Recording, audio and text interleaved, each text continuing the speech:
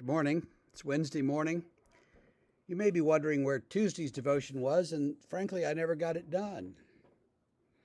We had a road trip yesterday to Atlanta, of all places, to the airport to be interviewed by the Customs and Border Patrol to get our clearance to come into the country easier and faster when we do a couple of trips in the next 12 months. And I thought, oh, I'll get it done. And then it was morning again, and I didn't do it. So today we are on Matthew 6, verse 33, the end of that long passage where he says, "Seek first the kingdom of God and his righteousness, and all these things will be added to you." And we all know that song, right?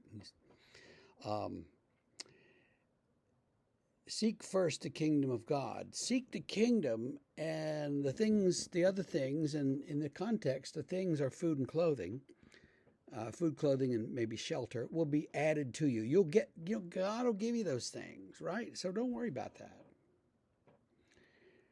Of course, we've all heard the story of the man who was in Louisiana during Katrina, and his house flooded completely. He was on the roof praying to God to send, to rescue him. Pretty soon here comes a little canoe paddling by, and the guy in the canoe says, "Hey, get in, I'll take you to dry land." And the man says, "No, God's going to get me." Canoer says, "Okay," goes on. A few minutes go by, a motorboat comes by, put, put, put, put, put. And the guy in the motorboat says, "Jump in, I'll take you to safety." And the guy says, "No, God's got this, no worries." So a little while goes by, and he's wondering, he's praying some more, and then a helicopter flows by, and they drop down the rope, and they call out through the megaphone, "Grab the rope, sir, we'll take you to safety." And the guy yells back, No, God's got this." Well, pretty soon something happens, the man falls off the house, and he drowns. He gets to heaven, and he says, "Hey, I thought you were going to rescue me, God."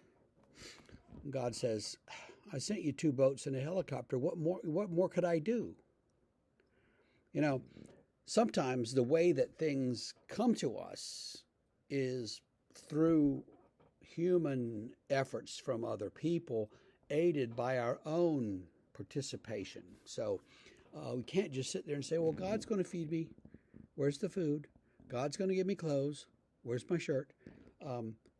We have to do some things, but Jesus' point is, you focus on the kingdom of God, and the other things will come. You'll get those. Don't worry about those things. And I think that's good advice. We don't have to be obstinate like the guy on the roof, but we can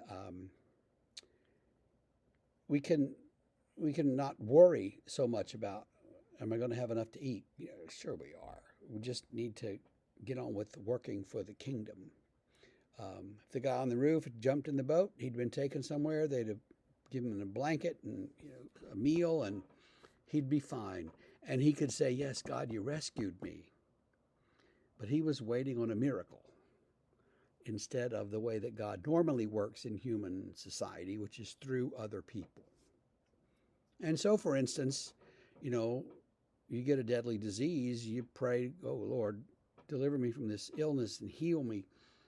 But you still go to the doctor, because that's the way that we find healing in this world. And it's not that we don't trust God to heal us. It's that God works through the medicines and the knowledge of the doctors. So